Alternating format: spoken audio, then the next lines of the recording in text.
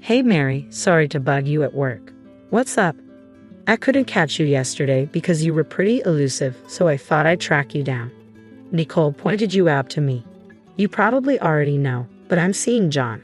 I'm Mary, 35, a nurse at the biggest hospital around. Mom of 2 boys, ages 3 and 5, and John's my hubby. He's 5 years my senior and works as a doc at a nearby clinic. He used to be at the hospital, but with the kids, he switched to a clinic with no night shifts. I could easily lay off work with John's job, but house chores don't quite suit me, so here I am, juggling nursing and parenting. Crazy, right? Up early, sorting lunches, breakfast, laundry, dropping kids off, and then off to work. But hey, I prefer it this way. John, on the flip side, strolls into the clinic at 9, so he's a late riser. By the time he's up, we're out the door. He wraps up his clinic duties and heads home around 9 in the evening. By then, I'm beat, having handled dinners, baths, bedtime routines, you name it. But I still manage to whip up dinner for John. Not that I mind really. He's not much help around the house, but it's better that way. If he tried, I'd probably redo everything. Thanks for dinner, Mary. It was delicious as always. He always says that, and it warms my heart. How about a trip to the zoo this Sunday? Sounds fantastic. The kids will be thrilled. On his days off, he takes them out, being the cool dad. At the zoo last Sunday, the kids were ecstatic, running around like mad. Seeing them happy makes me happy. That's what it's all about, right? Here you go, Mary. Huh? He hands me a cute cell phone charm with a blue penguin on it. It matches the one on his phone. Then he shows me his phone, and there it is, the matching charm. I blushed a bit, feeling like we were back in high school, but it warmed my heart nonetheless. Thanks. It's a tad embarrassing, but I'm happy, I replied. You know, penguins are pretty loyal creatures.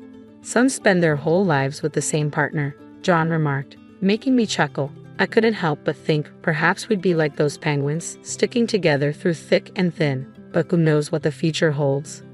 One day, I managed to leave work on time and rushed out of the hospital's bike parking lot, headed for the daycare. Are you Mary? An unfamiliar young woman approached me. Yes, that's me, I confirmed, curious. She introduced herself as Nicole, expressing her gratitude for John's support. Her sudden appearance caught me off guard. She was strikingly beautiful with long hair, not someone I knew well. Are you here for a checkup today? I asked, puzzled. No. Just passing by. Sorry if I startled you, Nicole explained before leaving. Her presence left me uneasy. What could she possibly want in the bike parking lot, meant only for hospital staff?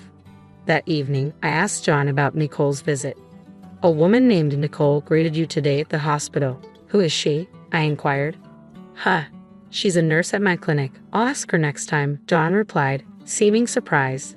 His eagerness to end the conversation left me feeling distrustful. I encountered Nicole again about 2 weeks later, this time outside our house. It was when the daycare called, informing me that our eldest son had a fever and needed to be picked up. As I biked home with the kids, I spotted a figure waiting in front of our house.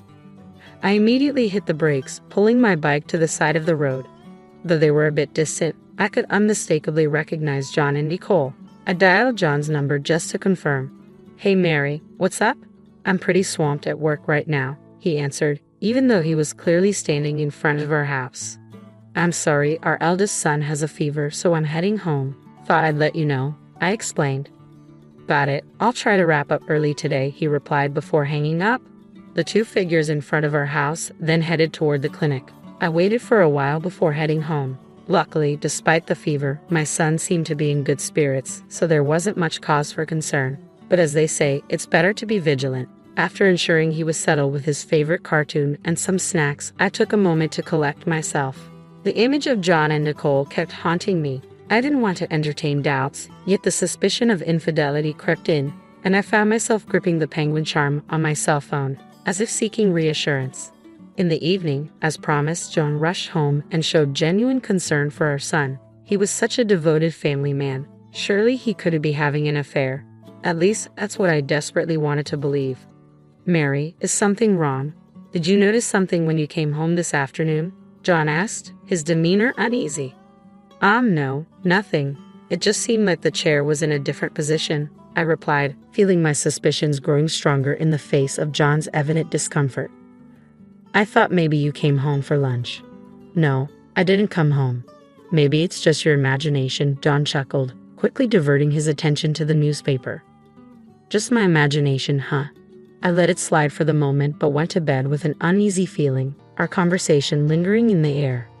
The next day, our son's fever had subsided, so I dropped him off at daycare and returned to work. While busy at my job, the head nurse informed me of a visitor. Wondering who it could be, I headed to the designated lobby and found Nicole waiting there. "Hello, Mary. Sorry for interrupting you at work," she greeted me. "What can I do for you? I saw you hiding yesterday and thought I should say hi, so here I am," Nicole explained. I noticed her change in tone from our first meeting, now irritatingly flirtatious. Despite clearly being over 20, the way she spoke in public was rather off-putting. "John doesn't like older women like you. He said he prefers young girls like me, so I was thinking it's probably best if you step aside. You get what I'm saying, right?"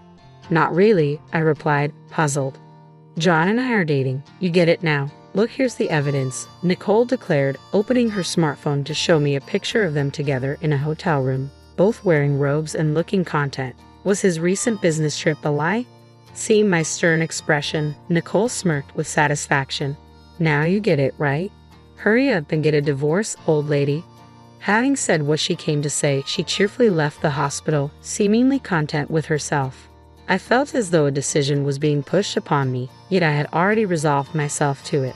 There was no room for doubt. It was merely a matter of the moment arriving sooner than expected.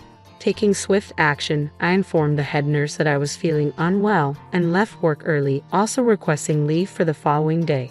Though she seemed puzzled by my sudden uplifted spirits, I managed to secure her approval and promptly headed towards my destination. The confrontation was set for tomorrow. The next day, I found myself seated in the director's office of the clinic where John worked, with my father, who also happened to be the director, sitting across from me. He scrutinized the photos and documents I had laid out on the desk, his expression grave. Yes, from the moment I first met Nicole, I had enlisted the services of a detective agency to investigate John's infidelity, aiming to dispel the unease I had been feeling. Fortunately, I had the means to do so. Regardless of the outcome, I viewed it as an investment in securing a positive future for my family and had commissioned a month-long investigation. Despite Nicole's limited contact, the evidence gathered over the past 2 weeks was damning. It revealed that she had accompanied John on his recent business trip, sharing the same room. Furthermore, even in their daily lives, they spent considerable time together. They had been meeting almost every day during the breaks between John's consultations, even at our own home. My father's expression soured, but he lifted his gaze with a determined look. "Mary, what do you want to do? Consider the children and weigh your decision carefully," he urged. "I'm filing for divorce," I replied resolutely. I empathized with my father's plight, but my resolve remained unshaken. As I delivered my decision, he sighed, asking for a moment before dialing John's extension on the internal phone. After a brief interval, John, oblivious to the situation, entered with a smile upon seeing me. "Mary, you're here. Are you off work today?"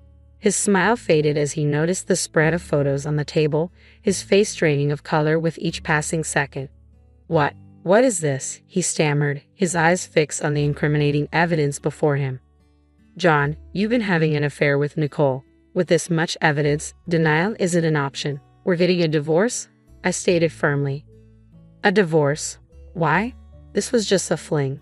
What I value is you and our family," John protested, his voice tinged with desperation. "Nicole came to disrupt my work, claiming you weren't interested in older women like me," I countered. "That's not true. You're beautiful and you're not old," John interjected, bewildered. My father promptly called for Nicole, startling her. "Doctor, you called for me." Nicole entered, visibly pleased to be personally summoned by the director, though her expression faltered upon noticing the tense atmosphere. "Nicole, could you explain these pictures?" my father inquired, gesturing towards the evidence on the table. Nicole's brows furrowed momentarily before she composed herself, wearing a smug smirk. "I apologize, doctor. John and I are dating.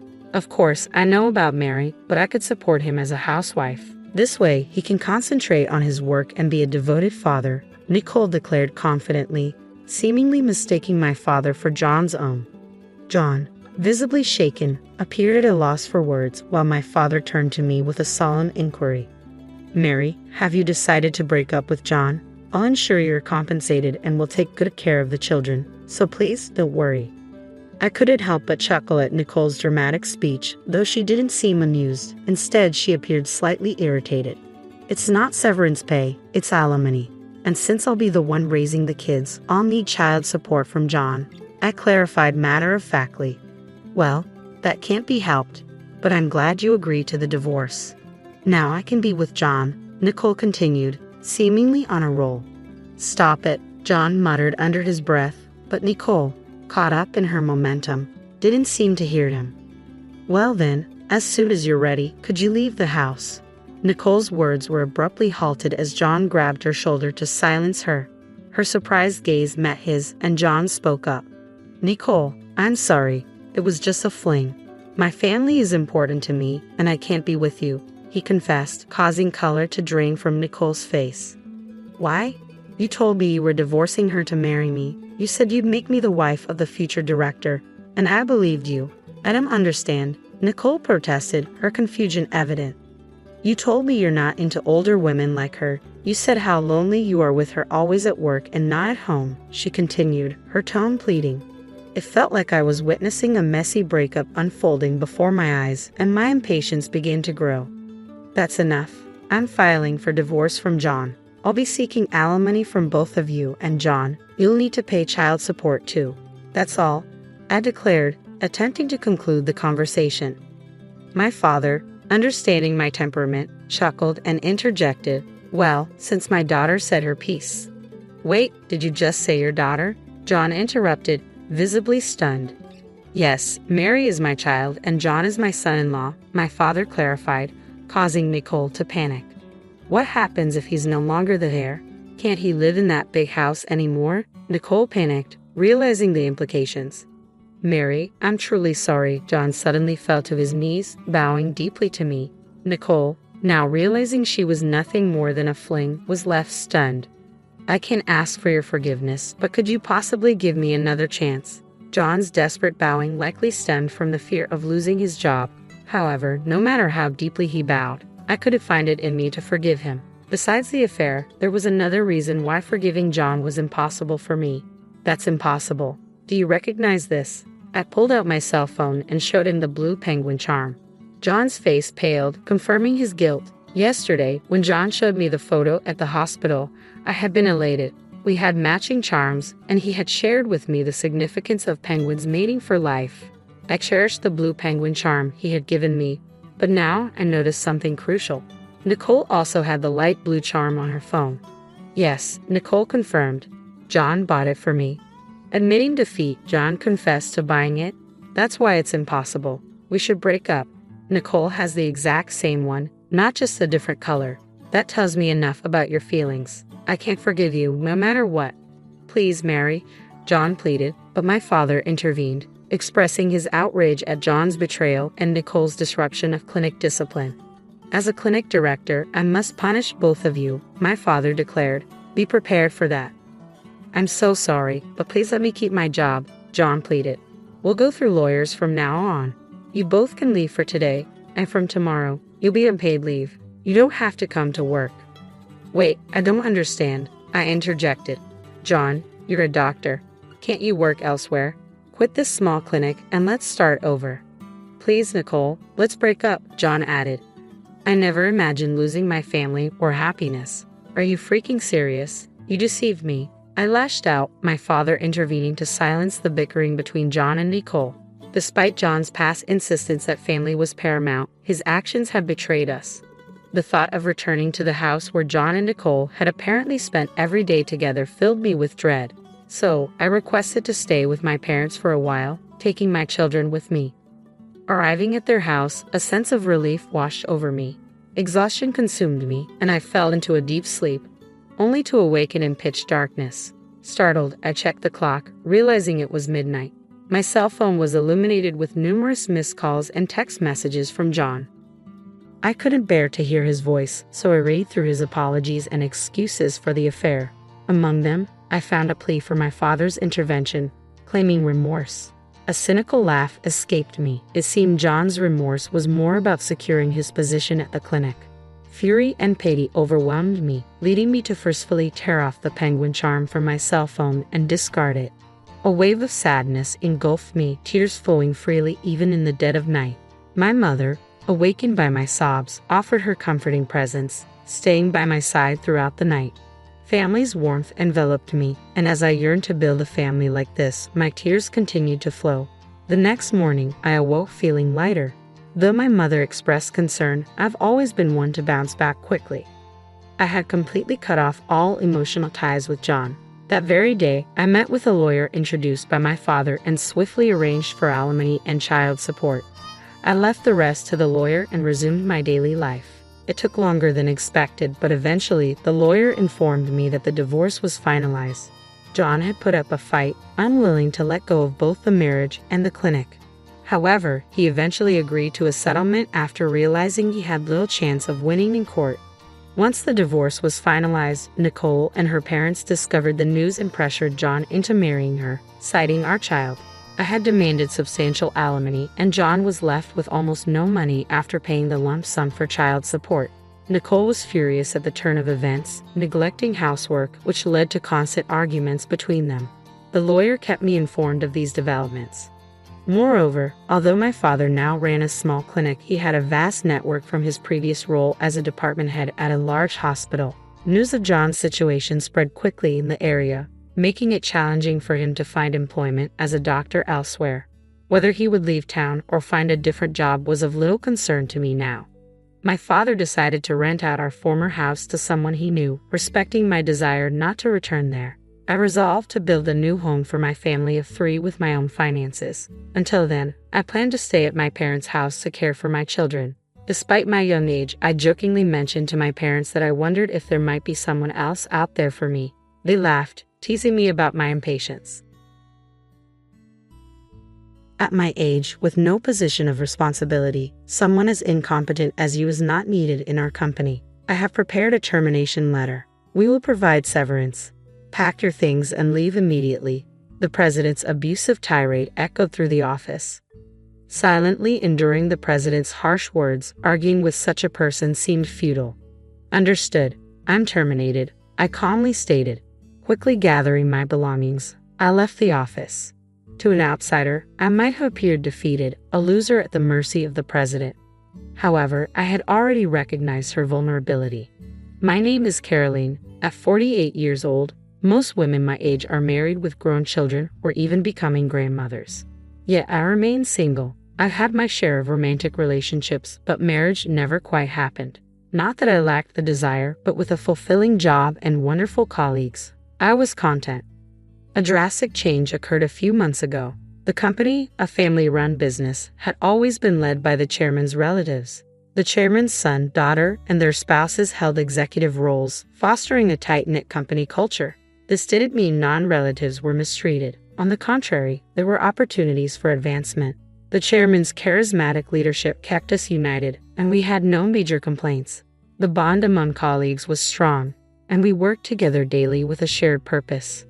However, when the chairman passed away suddenly, his son took over as chairman, and the company faced an unexpected turn.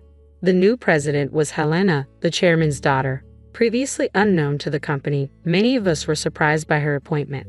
Yet we learned she had a successful track record at a top-tier company, which somewhat justified the decision. At 38, Helena was also single, prompting speculation among colleagues about her character. Perhaps a dedicated career woman or a tough, cold executive. However, her appearance at the inauguration was surprising. She resembled more of a club hostess with revealing attire and loud accessories. Her strong perfume lingered in the air, causing many to grimace. Her speech, influenced by her appearance, felt shallow, lacking commitment and passion for the company, leaving me uneasy. However, worrying wouldn't change things. Focusing on my work, I tried to move past the inauguration's aftermath and settled into my tasks.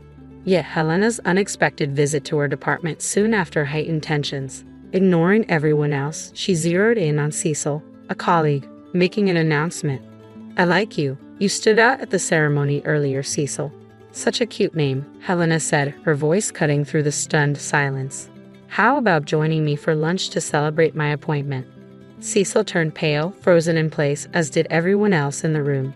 The atmosphere was tense with disbelief at what the president was suggesting. Don't look so surprised, Helena continued casually. I find being invited by the president quite endearing. She reached for Cecil's arm, clearly intending to leave immediately. Cecil managed to interject, his voice strained. Please wait, I appreciate that offer, but I have urgent work to finish this morning. Could we possibly wait until break time? It's barely past 10 a.m. Helena's expression hardened slightly. Is your work truly that urgent? If so, someone else can handle it. Lunch with the president is a far more valuable use of your time. I'll teach you what to prioritize, she insisted, gently pushing Cecil along despite his reluctance. When they returned hours later, it was well past 2 p.m. Cecil, 38 years old, divorced for a few years and now single, was admired for his refined looks that seemed to improve with age. Many female colleagues harbored secret crushes on him, celebrating his return to the dating scene after his divorce. While Helena's fondness for Cecil might have been understandable, her behavior was unbecoming of a president. The day's events revealed more about Helena's true character than anyone expected. To make up for the morning disruption, Cecil ended up working late, a consequence of Helena's actions that benefited no one. Cecil, I've reserved a wonderful French restaurant for us today, the one with the chef I mentioned before. We better hurry or we'll be late, Helena announced, appearing frequently and forcefully to whisk Cecil away for lengthy lunches. Helena, I appreciate the gesture, but I really need to focus on my work right now, Cecil replied politely, attempting to maintain his composure despite the disruption. As this became a regular occurrence, Helena would often occupy the seat beside Cecil, disrupting his workflow with her chatter. Colleagues displaced by Helena struggled to complete their tasks, often resorting to overtime. Gradually, a simmering discontent grew among the staff towards Helena. While no one dared to voice their frustrations openly, it was clear that many shared the same sentiment. When exactly does Helena perform her presidential duties? It seems like she's not taking her job seriously at all, murmured a colleague with a skeptical glance towards Helena's office. I found myself busy helping Cecil and others with their work in overtime. One day, while assisting Cecil, I tried to lighten the mood. Cecil, you've really been put through the ringer. It's tough being targeted by the wrong person, I remarked sympathetically. Cecil responded apologetically, I'm so sorry for causing everyone trouble. I really appreciate your help, Caroline, especially since you have your own workload to manage. You don't need to apologize for anything. It's all because of that out-of-touch president. Honestly, what was the chairman thinking making Helena president? I joked, sticking out my tongue playfully. Cecil managed a weak smile, the first I'd seen from him in a while. I noticed that smiles had become rare in our department lately, and the weight of these days lingered heavily on my mind. Determined to break the cycle, I decided to seek advice from Carl, the chairman and Helena's father. When I first joined the company, Carl was the executive vice president, and we occasionally had chats. Now, as chairman, our interactions had ceased, but I boldly went to see him to discuss Helena's problematic behavior. Knowing it might be impertinent, I hoped he would understand the employees' struggles. Carl, a dignified man and son of the previous revered chairman, responded dismissively. I'm not here to listen to such complaints. You are to follow President Helena's lead, work for the company, and earn your salary. That's all. It's simple, he said curtly, sending me away. Disappointed and furious, I realized Carl, who had appointed Helena as president, was just another fool. The next day, Helena came again to invite Cecil to lunch, but our department was bustling with a crucial project deadline. Amidst the tense atmosphere, Helena's presence only fueled irritation, and some of my colleagues couldn't hide their annoyance. I'm sorry, Helena. I really can't leave my work today. Could you perhaps dine alone? Cecil tried to decline politely. Helena insisted, it's fine, someone else will cover for you. Hey, you there, take over Cecil's work. Unbelievably, Helena approached me next, saying, right now, both Cecil and I are swamped with work. No one in the department has the capacity to take on additional tasks. I'm sorry, but that's not possible, I firmly replied, meeting Helena's wide-eyed disbelief. Despite momentarily faltering under Helena's stern gaze, I knew I had to speak up. I said it's not possible. Cecil's tasks today are critical, and I have a pile of my own work to complete. Taking on Cecil's responsibilities is simply out of the question, I asserted firmly. Every time you pull Cecil away, our department's progress stalls, significantly affecting the company's performance. As president, you must be aware of this. We're receiving complaints about poor responsiveness from clients, and our credibility is suffering. If this continues, we'll be overtaken by our competitors. I continued, venting my frustrations. There was no turning back now. Do you even know who you're talking to? You know what happens when you speak against the president, right? Helena's voice, so different from the sweet tone she used with Cecil, was filled with intimidation as she retorted. I'm speaking out of concern for the company. We're all striving to improve performance. I can't comply with actions that will hinder our success. We need Cecil at his desk right now, I insisted, choosing my words carefully, mindful that she was still the president. Is that all you have to say? I'm shocked to find such a lowly employee among us, Helena sneered, snatching my employee badge to read my name. Caroline, huh? It figures you'd say such vulgar things. You're going to regret what you did today. With a sudden change in tone, Helena turned sweetly to Cecil, saying, Cecil, let's try again tomorrow. I'll book an Italian place. My mood's been spoiled by this silly little scene. With a fluttering wave, she left the department. Applause erupted around me as colleagues praised me, commenting on how refreshing and courageous it was to speak up. But I did feel relieved. Helena's words weighed heavily on me. I knew this wouldn't end without repercussions, Cecil said, placing a comforting hand on my shoulder. Caroline, are you okay? His concern was evident, and it warmed my heart. Are you okay, Caroline? I know you spoke up for all of us, but now you're in the president's sights. I'm on your side, though. If anything happens, I'll be here to protect you, he reassured me with strength in his voice. His strong reassurance lightened my heart slightly, and I felt grateful for such a supportive colleague. With these colleagues by my side, I felt ready to face whatever might come next. However, Helena's retaliation came sooner and more straightforwardly than I expected. She showed up in our department the very next day with a harsh tone and words that cut deep. You, at your age, with no significant position, not proficient at work, just getting older and more out of sight, Helena began sharply. How dare you talk back to me? Someone who has remained a mere employee all these years is not needed in this company. Critically, you're an eyesore. You're fired as of today. Pack your things and leave. I was astounded by the abrupt and harsh dismissal. Fired? I echoed in disbelief. With rough breath, Helena pulled out a piece of paper.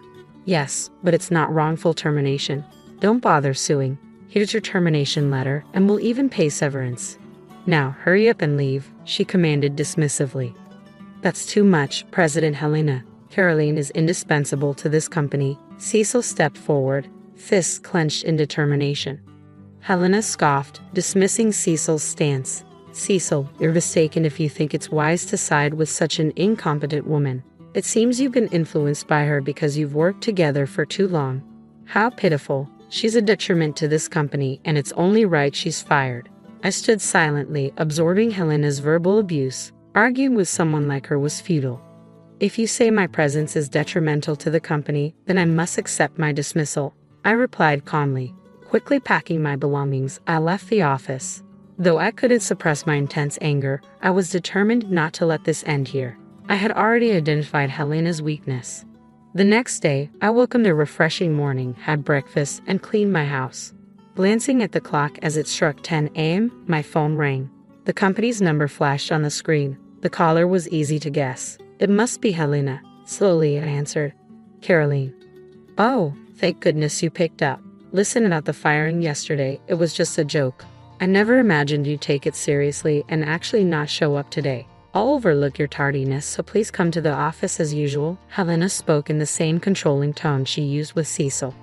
You're so honest, Caroline, to take such a joke seriously. Helena's voice quivered slightly. It wasn't a joke. I have the signed termination letter. Does the company sign such things as a joke? If so, that's terribly irresponsible. I began firmly, staring directly at Helena. A president who flirts with male employees and publicly humiliates an employee is disgraceful. I want nothing more to do with such a company. Helena was speechless at my words, so I pressed further. I know everything that happened this morning in the office and that you'd come crying to me for help. I heard all about it from Cecil. Today was an especially important day for presenting our company's best product to a crucial client. Success would significantly boost our company, while failure would allow competitors to leapfrog us to industry leadership. Even Helena must have recognized this importance, attending the morning meeting to motivate everyone. She asked who was in charge of the presentation, but no one came forward, and the room fell silent. Of course, I was the presenter. When Helena realized this, she panicked. She asked if anyone else could handle the responsibility, but all she found were resignation letters from all employees upon hearing of my dismissal. Everyone had had enough of the company. Please, if you're there, Caroline, the presentation can still go ahead. We don't have much time before the meeting with the client. I'll double your salary and you'll be treated as a director. Please come back, Helena pleaded hysterically, almost incomprehensibly. Unfortunately, I have no intention of returning. Please handle it yourself. As president, you haven't worked properly and have been chasing employees around, decreasing performance. I don't think you have the capacity to manage it, I said firmly before hanging up. I dismissed her further calls without hesitation. It would be interesting to see how she managed alone. That evening, Helena and Carl came to my house. As I cautiously opened the door, Helena began, "I'm sorry. I'm so sorry. Please forgive us," they pleaded tearfully. Apparently, the presentation had been a disaster from the moment Helena arrived alone. The client must have been skeptical, and just minutes into the presentation, they stormed out, disgusted with Helena's incompetence. They said they'd reconsider if you were involved. "Caroline, please, for the company's sake, come back," Helena pleaded. My anger erupted. "For the company? How can you say that? You've disrupted employees' work, fired me for speaking up, and caused everyone to turn against you due to your arrogance. This is the result of your actions. Please leave." As I attempted to close the door, Helena sprang up. "It's all because you interfered with my lunches with Cecil, embarrassing me in front of everyone. That's why I fired you. You got in the way of my lunches with Cecil. That's all it was." What a childish notion. I knew it, but hearing it directly from her made me feel sick. "I'm begging you to come back." Suddenly, Helena lunged at me but was swiftly stopped by Cecil, who had come out of concern. "Enough, please. I came because I was worried about Caroline, and I can't believe it's come to this," Cecil said, surprising both Helena and me. "Helena, let me make it clear. Dining or talking with you has been nothing but a pain because I have someone I like. I've told you many times, but you only looked at my appearance and never listened," Cecil confessed, leaving Helena paralyzed. "Caroline and the other employees who resigned have already found new jobs. A competing company looking to expand was thrilled to hire us all. Everyone is talented and they were delighted," I interjected firmly. "Caroline and I are not coming back. You're the reason she was unfairly thrown out of the company. Please don't show up in front of us again. If you don't leave, we'll call the police." Helena tried to say something but was pulled away by Carl, who was also pale. He was the fool who appointed Helena president and dismissed my desperate pleas. There was no room for sympathy without supporting employees, and missing a great opportunity, the company's reputation plummeted, leading to bankruptcy. I am sorry to the wonderful predecessor, but once the predecessor was gone, it was only a matter of time before it came to this, I concluded sadly. Helena and Carl disappeared, buried under immense debt, living lives I don't even want to imagine. Meanwhile, Cecil and I began dating. The confession that I was the person he cared for came as a sweet surprise after years of working together. Our relationship evolved from trusted colleagues to partners. I'm grateful I didn't rush into marriage when I was younger, as I've now found the best partner later in life. Life is unpredictable. Maybe Cecil and I will get married. That's what I